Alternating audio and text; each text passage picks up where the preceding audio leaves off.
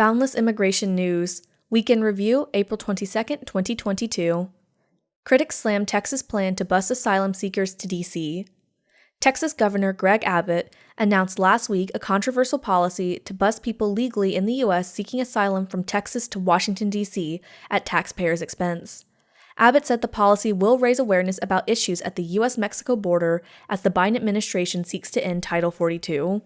Critics of Abbott's plan, including the White House, have called the policy a political stunt, while U.S. Customs and Border Protection, CBP, Commissioner Chris Magnus has slammed the policy as interfering with the ability of CBP to do its job and failing to properly communicate with the agency or the impacted border communities. Texas governor's border inspection policy cost nearly $9 billion. In another action designated to raise the ire of the White House, Governor Abbott on April 6 also ordered Texas State Police and members of the National Guard to begin conducting second inspections of trucks entering the U.S. from Mexico after the trucks have already been cleared by U.S. Customs and Border Patrol. Following intense backlash from members of both parties, truckers, and trade associations due to massive delays, Governor Abbott rolled back the policy on April 15th.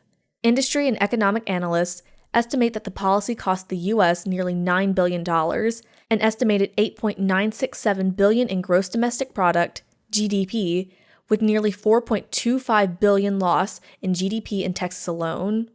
Biden administration grants Cameroon temporary protected status. The Department of Homeland Security, DHS, announced this week that it had designated Cameroon for temporary protected status, TPS. The move could protect as many as 40,000 Cameroonians and marks the first time the country has been designated.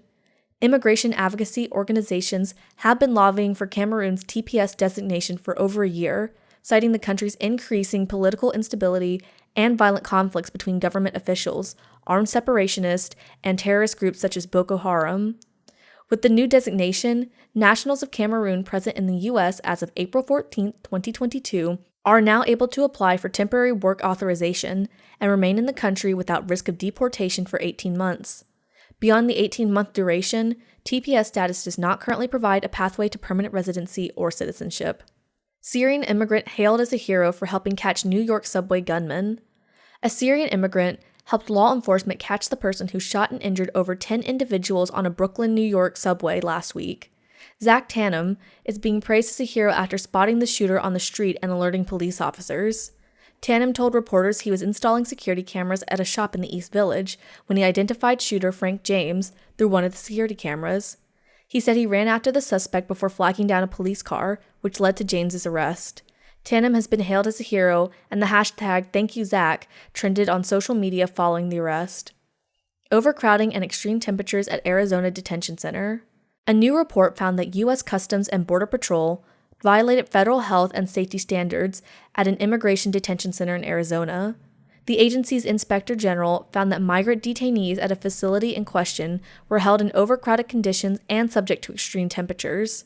According to the report, CBP met detention standards for women, children, and families at various facilities near Yuma, Arizona, but in one facility, adult men were held in overflow military tents that exceeded temperatures of 95 degrees. The Inspector General recommended better data collection efforts, including keeping a record of which men had undergone medical screening and received basic hygiene supplies. Those are this week's top immigration news headlines. If you found this video helpful, please be sure to give it a thumbs up and subscribe to Boundless for the latest in immigration news. Thanks for watching.